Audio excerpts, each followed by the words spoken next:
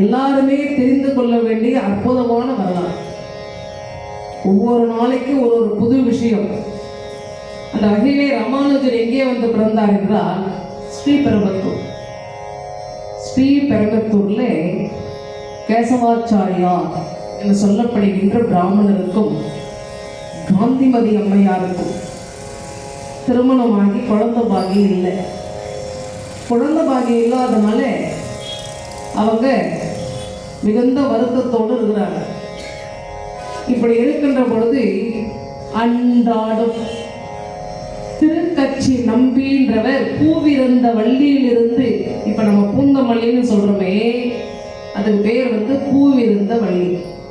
அந்த பூவிருந்த வள்ளியிலிருந்து நடந்தே போவார் காஞ்சிபுரத்துக்கு அன்றாடம். அப்படி நடந்து அவர் வருகிற பொழுது ஓய்வு எடுப்பது ஸ்ரீபெரும்புத்தூர்ல இருக்கிற இந்த கேசவாச்சாரியார் வீட்டில் வந்து ஓய்வு எடுத்து கொஞ்சம் தண்ணி சாப்பிட்டு மறுபடியும் புறப்பட்டு காஞ்சிபுரத்துக்கு போவார். வரதராஜ பெருமாள் கோயிலில் ஆலவட்டம் பெருமாளுக்கு வீசுவது இவருடைய வேலை. இவர் வந்து வைசிய குலத்தை சேர்ந்தவர்.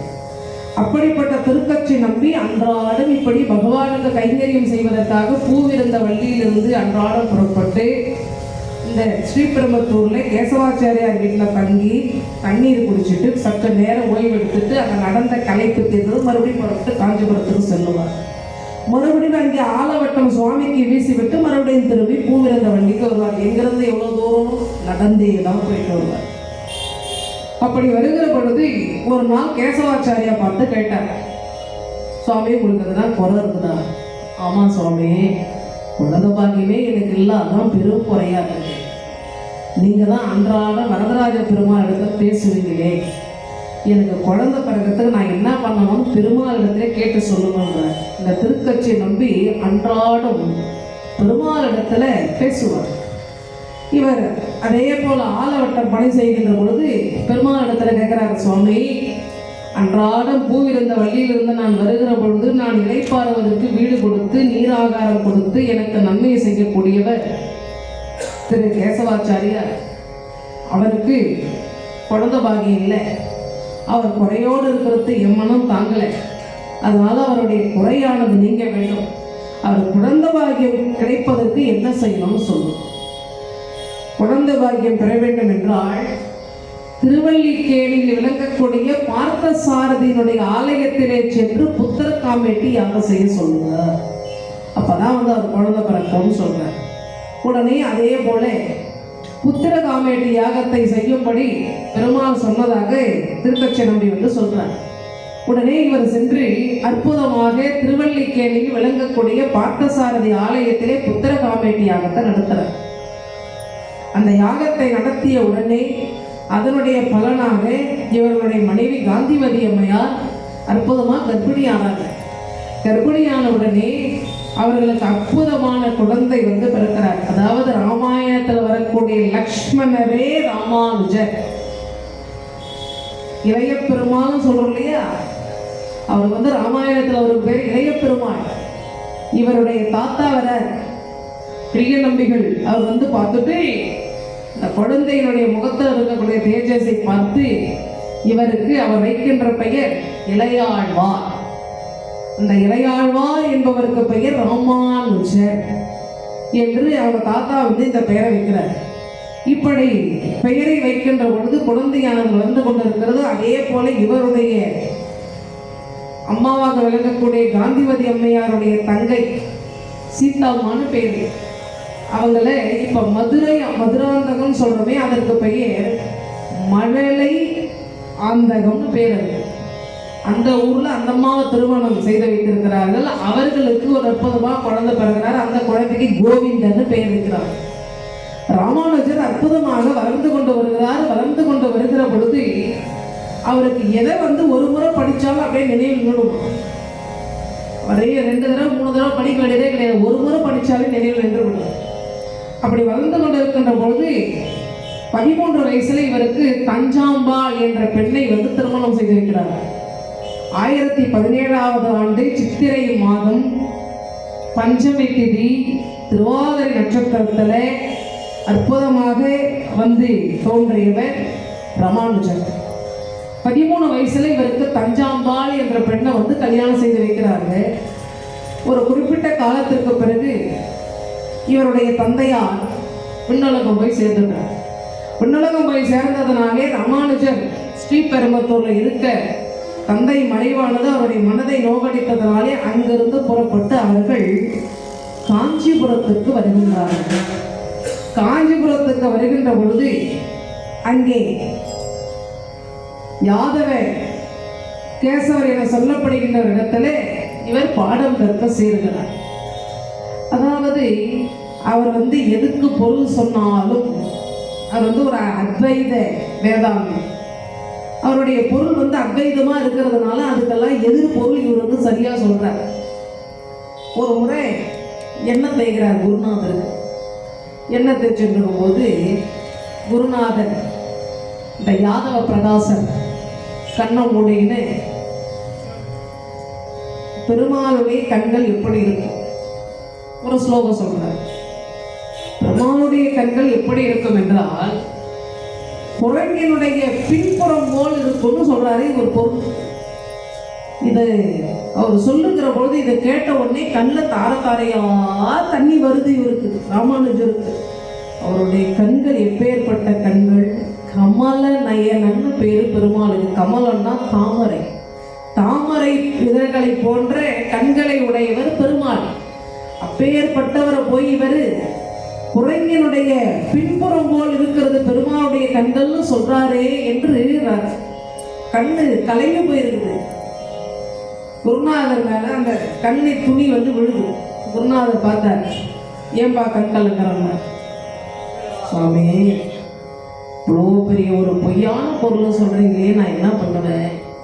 அவருடைய கண்கள் எப்பேற்பட்ட திருக்கண்கள், அந்த கண்களை பற்றி இப்படி சொல்றீங்களே குருநாதா, அது தாமரை இதழ் போல் அல்லவா இருக்கின்றது. அவர் கமல நயனம், அவருடைய கண்களானது குரங்கினுடைய பின்புறம் போல் இருக்குதுன்னு சொல்றீங்களே, எப்படி குருநாதான்னு சொல்றார். இப்படி சொல்லுகிற பொழுது என் பொருளுக்கெல்லாம் நீ எல்லா பொருளுக்கும் எதிர்பொருள் சொல்லிக்கினே இருக்கிற. நான் ஒரு பொருள் சொல்றேன்னா என்னிடத்துல படிக்கிறத நான் சொல்றதான் கேட்கணும், நீ என்ன அதுக்கு எதிர்பொருள் சொல்ற என்று குருநாதர் சொல்லுகிறார். அப்ப கூட இவர் வந்து மனம் இவருக்கு பொருட்கள். மற்றொரு நாள் அதே மாதிரி வகுப்புல ஒரு கீர்த்தனைக்கு பொருள் சொல்றார். அதுவும் தவறாக சொல்றாரு. உடனே ராமானுஜர் எழுந்து, குருநாதா அதுக்கு பொருள் இப்படி இல்லை, அதனுடைய பொருள் இப்படி என்று மாற்றி சொல்லுகிறார். இதை கேட்ட யாதவ பிரகாசர் பார்த்தார், ராமானுஜா, இங்க இருக்கிற மாணவர்கள்லாம் நான் சொல்ற பொருள் சரியான பொருள் தான் இருக்கிறாங்க, நீ மட்டும் என்ன எதிர்பொருள் பேசுற? இந்த மாதிரிலாம் பேசினா உன்னை வகுப்புலேயே சேர்க்க மாட்டேன், சரிதான் நான் சொல்றது அப்படின்னு சொல்றேன். அதுக்கும் அவர் வந்து எந்த பதிலும் சொல்லலை. குருநாதர் வகுப்புலே சேர்க்கலாமலும் பரவாயில்ல, சரியான பொருளை ராமானுஜர் சொல்றார். இப்ப யாதவ பிரகாசர் பார்த்தார், இவன் நம்ம சொல்றதுக்கெல்லாம் எதிர்பொருள் சொல்லினே வந்தா எதிரில் இருக்கிற மாணவர்கள் நம்மை மதிப்பார்களா? இவன் கதையை முடிக்கணும்னு முடிவு பண்ணார். இப்ப இவங்களுடைய சித்தி மகன் கோவிந்தனும் ராமானுஜர் கூட தான் யாதவ பிரகாசத்தில் படிக்கிறார். அதனால யாதவ பிரகாசர் என்ன பண்ணாரு, காசி யாத்திரைக்கு அழைத்து கொண்டு போவது போல கங்கையில ராமானுஜரை தள்ளி கொண்டுடலான்னு முடிவு பண்ணார். இது சீடர்கள் மூலம் கோவிந்தன் தெரிந்து கொண்டார்.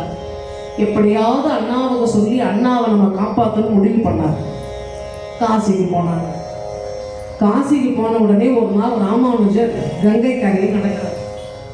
கோவிந்தர் அவரை பின்தொடர்ந்து சென்று, அண்ணா, உங்களை கொல்றதுக்கு குருநாதர் திட்டம் போட்டுக்கிறார், நீங்க என்ன அவர் சொல்றதுக்கெல்லாம் எதிர்பொருள் சொல்றதுனால உங்களிடத்துல இருக்கிற அறிவை அவரால் ஒன்றும் பண்ண முடியல, அதை விட உங்களை தீர்த்து கட்டிடணும்னு முடிவு கொண்டிருக்கிறார், நீங்க எப்படியாவது தப்பிச்சு போயிடுங்கண்ணா அப்படின்னு சொல்றார். உடனே ராமானுஜர் கங்கையிலே விழுந்து, அப்படியே அந்த கங்கையிலே விழுந்து ஒரு காடு வழியே வரார். காடெல்லாம் இருட்டா இருக்குது. காசி எங்க இருக்குது, காஞ்சிபுரம் எங்க இருக்குது, எங்கிருந்து எவ்வளவு தூரம், எப்படி வழி போறது, பாதை எங்க இருக்குது, ஒன்றும் அவருக்கு தெரியல. அப்பொழுது பெருமாளே வராராம். ஒரு வேடுவம் போல பெருமாளும் வேடுவச்சு போல அம்பாலும் வராங்க. வந்தவர்கள், ஏப்பா என்ன தேடுற நீ? வழி தெரியலையா தான் தேடிட்டு இருக்கிறாங்க. சுவாமி, நீ எந்த ஊருக்கு போனோம்? கட்சிப்பதின்ற காஞ்சிபுரத்துக்கு போனாங்க. நாங்களும் அங்கே தான் போகிறோம், எங்களை பின்தொடர்ந்துமா அப்படியே வழிகாட்டின்னு போகிறாங்க. செல்லுகிற பொழுது வேடு வச்சியா வந்தாலே அம்பாள் லக்ஷ்மி தேவி அவள் கேட்குறா, சுவாமி எனக்கு தாகமாக இருக்குது, நடக்க முடியல சுவாமி. இந்த நடுக்காட்டில் வந்து தாகமாக இருக்குதுன்னு கேட்டால் இந்த வீட்டில் எங்கே போய் தண்ணிக்கு தேடுறது? காலை பொழுது முடிந்த பிறகு நல்லா தெளிவான நீர் குடிக்கலாம், எதுவும் பேசாமல் பின்தொடர்ந்துவான்னு சொல்கிறார். அப்போ ராமானுஜர் நினைக்கிறார், அடடா நமக்கு வழிகாட்டுறவங்களுடைய தாகத்தை கூட போக்க முடியாத சூழ்நிலையா நமக்கு இவ்வளோ பெரிய பாவியா நாமன்னு சொல்லி இப்படியே மனசில் நினைச்சுன்னு வர நினைத்து கொண்டு வருகிற பொழுது இப்பொழுது யாதவ பிரகாசர் ராமானுஜரை கொள்ளலான்னு பார்த்தா கங்கையில விழுந்து இறந்துட்டான் அப்படின்னு இவர் நினச்சிக்கிறாரு. எங்கெங்கேயோ தேடி பார்க்குறாரு, ராமானுஜர் தெரியல. அவர் என்ன நினைக்கிறாரு, கங்கையில் விழுந்து இறந்துட்டான், முதல்ல சாப்பிட்டு இறந்துட்டான் ராமானுஜர், இனி நமக்கு இவரை நம்ம கொள்றதுக்கு என்னென்னவோ திட்டம் திட்டணும், இப்போ அவனாவே செத்து பண்ணிவிட்டான், இனி நமக்கு எதிர்கேள்வி கேட்கறதுக்கு எந்த மானமும் இல்லைன்னு சொல்லிட்டு கோவிந்தன் இருக்கிற மாணவர்கள்லாம் அழைத்து கொண்டு காஞ்சிபுரத்துக்கு வந்து சேர்ந்தார். இப்பொழுது ராமானுஜர் வேடு வச்சியா வந்திருக்கிற பெருமாளோடு லக்ஷ்மியோடு வருகிற பொழுது பொழுது விடுகிறது.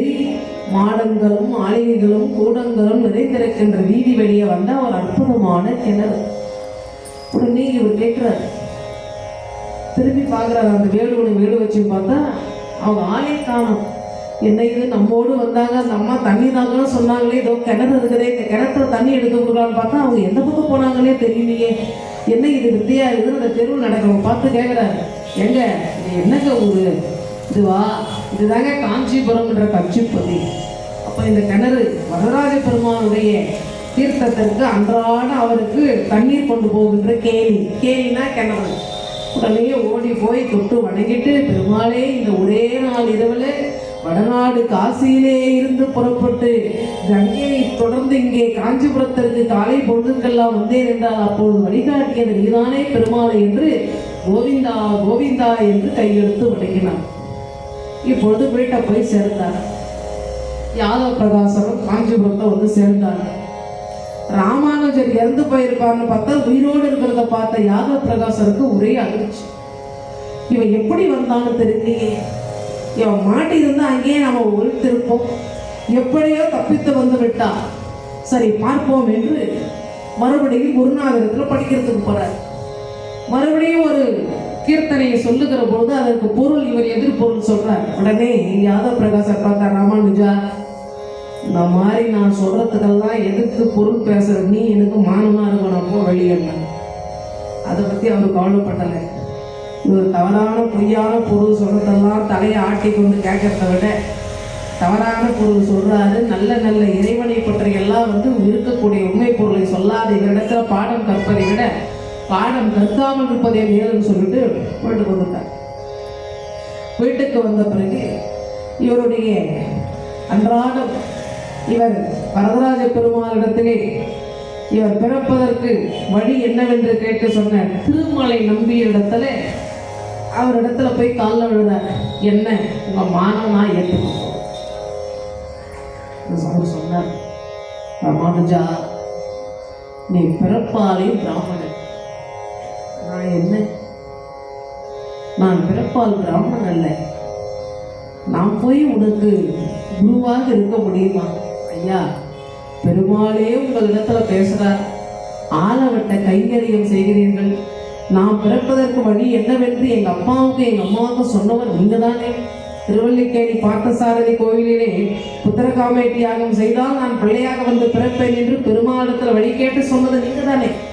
அப்படி இருக்கின்ற பொழுது பெருமாளே உங்களிடத்தில் பேசுகிற பொழுது நீங்களே எனக்கு குருவாக அமர வேண்டும் என்று அவருடைய பாதத்திலே விழுந்தார். அப்படியே ஆகட்டும் என்று இந்த திருமலை நம்பியானவர் எவ்வளவோ சிறப்பாக, திருக்கட்சி நம்பியவர்கள் எவ்வளவோ அற்புதமாக பல புண்ணிய விஷயங்களை எல்லாம் சொல்லித்தர, அப்படி புண்ணிய விஷயங்களை எல்லாம் சொல்லித் தருகின்ற பொழுது இப்பொழுது அப்படியே அவரோடு அன்றாடம் அந்த கேணியிலே வரதராஜ பெருமாளுக்கு தண்ணீர் கொண்டு வந்து கொடுக்குறார். குருவா இருக்கிற அவர் கொடுக்குற வேலை என்னன்னா, நீ அன்றாடம் இந்த வரதராஜ பெருமாளுக்கு இந்த கிணற்றுல இருந்து கொண்டு வந்து கொடுக்குறது உன் வேலைப்பாடு. இதை செய்து கொண்டிருக்கிற பொழுது குருவை மிகவும் சிறப்பாக நாம் கவனிக்க வேண்டும் என்று அவருக்கு ஒரு எண்ணம் வருது. ஒரு நாள் அவர் சொன்னார் திருக்கட்சி நம்பிக்கை, சுவாமி நீங்கள் இன்று எங்கள் அகத்துக்கு வந்து, அகம்னா வீடு, எங்கள் வீட்டுக்கு வந்து நீங்கள் சாப்பிடணும்னு சொல்கிறார். சரி என்றார் திருக்கட்சி நம்பி. நமக்கு குருநாதர் இவர் தான் முதல் குருநாதர். யாதவ பிரகாசர் அவர் முதல் குருவாக இருந்தாலும் மனசளவில் இவர் ஏற்றுக்கல. இந்த திருக்கட்சி நம்பியை தான் குருநாதராக ஏற்றுக்கொண்டார். அன்றாட இவர் தண்ணிக்கு எடுத்துக்கொண்டு செல்லுகின்ற பொழுது ஆள வந்தார் என்பவர் ஒரு நாள் அந்த இடத்துக்கு வர, யாதவ பிரகாசர் இடத்துல இவர் மாணவராக இருக்கின்ற காலத்திலேயே ராமானுஜரை பார்த்தோனே முடிவு பண்ணிட்டாராம், ஸ்ரீரங்கத்தில் இருக்கின்ற மடத்திற்கு இவரே சிறந்த, நமக்கு பிறகு மடாதிபதியாக விளங்கி இந்த வைஷ்ணவத்தை வழிநடத்துவதற்கு ராமானுஜனே சிறந்தவர் என்று ஆள வந்தார் நினைத்தார். ஆனால் ஒரு குருவிடத்தில் இருக்கின்ற பிள்ளை நாம் பிரித்து செல்லக்கூடாது என்று மனதில் நினைத்தவர், இது எந்த நாள் எந்த நேரத்திலே எப்பொழுது கை கூடுமோ கை கூடட்டும்னு சொல்லிட்டு அவர் ஸ்ரீரங்கத்துக்கு போயிட்டார். அவருடைய மாணவன் பெரிய நம்பின்னு பேர். இப்பொழுது அவரிடத்திலே சொல்லுகிறார், இப்படியாவது ராமானுஜனை அழைத்து வந்து நம்முடைய ஸ்ரீரங்க மடத்துக்கு அவனை மடாதிபதி ஆக்க வேண்டும் என்று.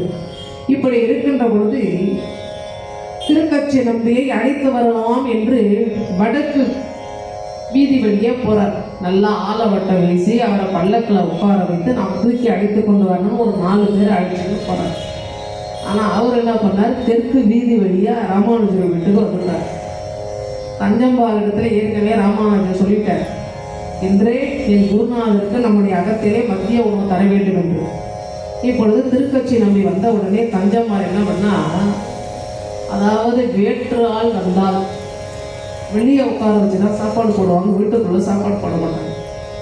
இப்போ திருக்கட்சி நம்பி பிராமணர் கிடையாது, அதனால தஞ்சம்பாள் என்ன பண்ணாங்க, அங்கேயே உட்காருங்கன்னு ஒரு மூளையை காட்டினான். திருக்கட்சி நம்பி அந்த மூளையில் போய் உட்கார்ந்த, இலையை எடுத்துட்டு வந்து போட்டா, சாப்பாடு போட்டா, திருக்கட்சி நம்பி சாப்பிட்டார். ராமானுஜர் வெளியே போயிருக்கிற விஷயத்தை தெரிஞ்சவர், அவங்க சாப்பிடலாம், ஏன்னா நான் போய் ஆலவட்டம் போய் பெருமாளுக்கு போய் சொல்லமா எனக்கு சாப்பாடு போடுவோம்னு சாப்பிட்டார். அவர் போன உடனே இந்த அம்மா என்ன பண்ணா, அவர் போனதும் ராமானுஜர் வீட்டுக்கு வர, இவன் என்ன பண்ணுறான், அந்த நேரம் ஒரு கோல் எடுத்து அந்த இலையை கையில் எடுக்காம கோலில் அந்த இலையை குத்தி எடுத்து போய் போகிறான். அந்த இடத்த கோவியை தெளிச்சு மொழுகுறான். இதை பார்த்தா ராமானுஜர், என்ன இது சுவாமி, இப்போதான் திருக்கட்சி நம்பி வந்தார், என் குருநாதர் வந்தாரா, அவரை வரவேற்க நான் பல ஏற்பாடோடு சென்றேன், அவரை காணாமல் வரதராஜ பெருமாள் கோயிலாம் தேடிட்டு வீட்டுக்கு வர வந்து சாப்பிட்டாரா?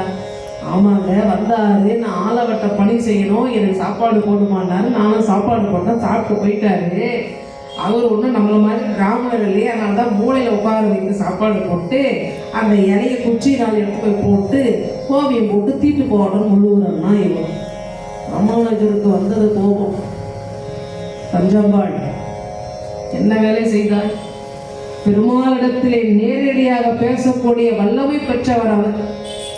அவரிடத்திலே சென்று ஜாதியை பற்றி பார்க்கலாமா, இப்படி நீ பேசலாமா என்று மனைவியை கடிந்துட்டு அங்கிருந்து வெளியே போயிட்டார். வெளியே போன உடனே இவருடைய மனதில் அந்த கோபம் வந்து அடங்கலை, கோபமே அடங்கலை. அவர் இப்பேற்பட்டவர், இவருக்கு அவருடைய பெருமையே தெரியலைன்னு சொல்லிட்டு மனதுக்குள்ளவே அடைக்கிட்டு இருக்கிறார். இப்பொழுது பெரிய நம்பி வர ஸ்ரீரங்கத்திலிருந்து, அந்த பெரிய நம்பி ராமானுஜருடைய இல்லத்திலே அவர் வரதராஜ பெருமாளுடைய கோயிலுக்கு வருகிற பொழுது பெரிய நம்பியை பார்த்த உடனே காலில் விழுந்தார். ஆள வந்தாரை பற்றி எல்லாம் சொன்னார் பெரிய நம்பி. அவர் படுத்த படுக்கையா இருக்கிற, உங்களை அழைத்து வர சொன்னார், நீங்க வந்தீங்கன்னா அவருக்கு மிகுந்த மகிழ்ச்சியாகும், உங்களை ஸ்ரீரங்கத்திற்கு மடாதிபதியாக ஸ்ரீரங்க மடத்துக்கு உங்களை தலைவராக்க வேண்டும் என்று முடிவு செய்திருக்கிறார் என்று பெரிய நம்பிகள் சொல்லுகிற பொழுது, ஐயா நானே குருவை தேடிக்கொண்டிருக்கிறேன், நீங்களே எனக்கு குருவாக அமருங்கள் என்று அவரை குருவாக ஏற்றுக்கொண்டார். பஞ்ச சமஸ்காரம் என்று வைஷ்ணவத்திலே சொல்வார்கள். பஞ்ச சமஸ்காரம் என்றால் தாவ சமஸ்காரம். முதல்ல தாவ சமஸ்காரம்னா இந்த வலது கையில செம்பாலான சக்கரம், சுதர்சன சக்கரத்தை அப்படியே நெருப்புல அப்படியே காய்ச்சி பொறிப்பாங்க. வலது தோல்ல சங்கு சக்கரம், சுதர்சன சக்கரம், இந்த இடது தோல்ல சங்கு. இதற்கு பெயர் தாவ சமஸ்காரம் என்று பெயர். அதற்கு பிறகு புன்ற சமஸ்காரம். அப்படின்னா என்னன்னா, மும்மூர்த்திகளை மனிதரை நினைத்து 12 இடத்துல திருமண் சாத்த வேண்டும். 12 இடத்துல, அதாவது இந்த சங்கு சக்கர புத்திரஸ்தானம் தாங்கியவர்கள் 12 இடத்துல திருமணம் சாத்தியிருப்பாங்க உடம்புல. அதற்கு பிறகு நாம சமஸ்காரம். நாம சமஸ்காரம் என்றால் அவர்களுக்கு அற்புதமான இந்த பெருமாளுடைய அந்த நாமத்தை சொல்லித் தருவதற்கு பெயர் நாம சமஸ்காரம். பிறகு மந்திர சமஸ்காரம். மந்திர சமஸ்காரம் என்பது அற்புதமான பெருமாளுக்குரிய மந்திரங்களை சொல்லித் தருவதற்கு பெயர் மந்திர சமஸ்காரம். இது நிறைவாக வருவதற்கு பெயர் யாக சமஸ்காரம். இந்த யாக சமஸ்காரம் என்பது யாகம் செய்வித்தல். இந்த 5 சமஸ்காரங்களுக்கு பெயர் தான் பஞ்ச சமஸ்காரம் என்று பெயர். பஞ்ச சமஸ்காரம் என்றால் இந்த பஞ்ச சமஸ்காரம் என்பது 5. முதலிலே தாவ சமஸ்காரம், புன்ற சமஸ்காரம், மந்திர சமஸ்காரம், நாம சமஸ்காரம், யாக சமஸ்காரம். இந்த 5 சமஸ்காரங்களையும் இந்த பெரிய நம்பி அவர்கள் சிறப்பாக ராமானுஜருக்கு செய்து வைக்கிறார். ராமானுஜர் பெரிய நம்பியும் அவருடைய மனைவியை அழைத்துக் கொண்டு தம் வீட்டு மாடியிலேயே தங்க வைக்கிறார். சுவாமி, நீங்க இங்கே இருக்கணும், நான் உங்களுக்கு சேவை பண்ணணும். இப்படி இருக்கிற பொழுது இந்த தஞ்சம்பாலுக்கு இது கொஞ்சம் கூட பிடிக்கல. இவரோடு நான் படுற பாடு இருக்குது. இந்த மாதிரி பக்தாலயெல்லாம் கல்யாணம் பண்ணிங்கன்னா இந்த மாதிரி கஷ்டத்தெல்லாம் அனுபவிச்சு தொலையுமோ என்னமோ, இது என்ன தலையெழுத்து என்று மனதிலே பேசுகிறார்கள். ஆனால் வெளியில அதை காட்டிக்கல. அந்த அம்மா உள்ளவே அடக்கி வச்சுருக்கிறா எல்லாத்தையும் மனசுல. அந்த அம்மா இப்படி அடக்கி வைத்துக் கொண்டிருக்கிற பொழுது ஒரு நாள் கிணற்றுல தண்ணி சேர்ந்துறாங்க. தஞ்சம்பால் ஒரு பக்கம் தண்ணி சேர்ந்துறா, இந்த பெரிய நம்பியினுடைய மனைவி ஒரு பக்கம் தண்ணி சேர்ந்துறாங்க. இந்த குடம் மேலே வரும்போது தஞ்சம்பால் குடத்து மேலே இந்த பெரிய நம்பிகளுடைய குடம் பட்டுச்சு. பெரிய நம்பி மனைவியுடைய குடம், பெரிய நம்பி மனைவியினுடைய குடம் பட்டதுனால அந்த தண்ணி தெரிச்சு இந்த தண்ணியில் விழுந்துச்சு. கிணத்துலேயே பாதி கிணத்துல. உடனே தஞ்சம்பால் என்ன பண்ணா, அந்த தண்ணியை எடுத்துட்டு ஊற்றிட்டு, ரெண்டே எங்கள் வீட்டில் இருந்ததுன்னு நான் கஷ்டப்பட்டு சேர்ந்த தண்ணியெல்லாம் தண்ணி பட்டு தீட்டா போச்சு. நான் இந்த தண்ணியில் எடுத்து போய் பூஜை பண்ண முடியுமா, சமைக்க முடியுமா? என்ன இது பெருந்தொல்லியாக போச்சு. எப்படி இந்த குடத்தை எடுத்துன்னு போடின்னு சொல்லிட்டு, நீ உன் கணவர், என் கணவருக்கு தான் குருவே தவிர எனக்கு ஒன்றும் குரு இல்லை. எனக்கு பொறுத்த வரைக்கும் எங்களுடைய ஆச்சாரம் தான் எனக்கு மிக மிக முக்கியம். இந்த தீட்டுப்பட்ட தண்ணியை நான் பயன்படுத்த மாட்டேன்னு அந்த தண்ணியை வேட்டையில ஊற்றிட்டாங்கம்மா. இதனால மனம் இந்த பெரிய நம்பி அவர்களுடைய மனைவி போய் கணவரிடத்துல சொல்லி எழுதார். அவரு ராமானுஜர் இடத்துல கூட புறப்புறன்னு சொல்லாம இனி இந்த இடத்துல இருக்கக்கூடாது நான் சொல்லி புறப்பட்டு போயிட்டேன். இப்ப ராமானுஜர் வீட்டுக்கு குருநாதர் எங்கன்னு தேடுறாரு. தேடுகிற பொழுது இந்த அம்மா சொல்றாங்க, சுவாமி, உங்க குருநாதருடைய மனைவி நான் தண்ணீர் சேர்ந்துக்கிற பொழுது எதிர்புறத்தை நின்று அவனும் தண்ணீர் சேர்ந்தனா, இந்த குடம் மேல குடம் பட்டுச்சு, நான் அந்த தண்ணி எடுத்து கீழே ஊற்றிட்டு, அதனால அவன் கோபித்து கொண்டு மனைவி அழைச்சின்னு போயிட்டாரு அப்படின்னு சொன்ன உடனே இவருக்கு இன்னும் கோபம் அதிகமாக வந்தது. அன்றே திருக்கட்சி நம்பி அவர்கள் வந்தார். அந்த திருக்கட்சி நம்பி அவர்கள் சாப்பிட்ட சாப்பாட்டை எடுத்துன்னு போய் கொட்டிட்டு, வீர சாப்பாட்டை குரு எச்சில் கிடைக்குமான்னு ஏங்கி ஓடோடி வந்த என் எண்ணத்தெல்லாம் பாழாக்கிட்டு அவர் அமர்ந்து சாப்பிட்ட இடத்த கோமியம் போட்டு உடைக்கி, அன்று எப்படி ஒரு தவறு பண்ணேன், இன்று என் குருநாதரை என் குரு பக்தி மனநோகும்படி அனுப்பியிருக்கிறே, எனக்கு பஞ்ச சமஸ்காரத்தை அவங்க செய்திருக்கிறாங்களே, உன்னை நான் என்ன செய்வேனே எனக்கு தெரியாது, மிகுந்த கோபத்தோடு வெளியே போறார். அப்பொழுது ஒரு பிராமணர் வரார் ராமானுஜர் வீட்டுக்கு. சாப்பிட்றது இதெல்லாம் இருந்தால் கொடுக்கணும்னு கேட்குறேன். உடனே கஞ்சம்பால் வெளியே போனாங்க. சாப்பாடுல ஒன்றும் இல்லை போ அப்படின்னு சொன்னார். அவர் மிகுந்த முகவாட்டத்தோடு வெளியே வர்றார். இப்போ ராமானுஜர் அந்த பக்கமாக கோபத்தை அடக்கி கொண்டு வெளியே போய் திரும்பி வீட்டுக்கு வர்றாரு. இந்த பிராமணன் முகம் மாடி இருக்கிறத பார்த்தாரு. ஏன் சுவாமி முகம் மாடி இருக்கிறீங்க? ஐயா, உங்கள் வீட்டில் போய் சாப்பிட்றதுக்கு சாப்பாடு கேட்டேன்.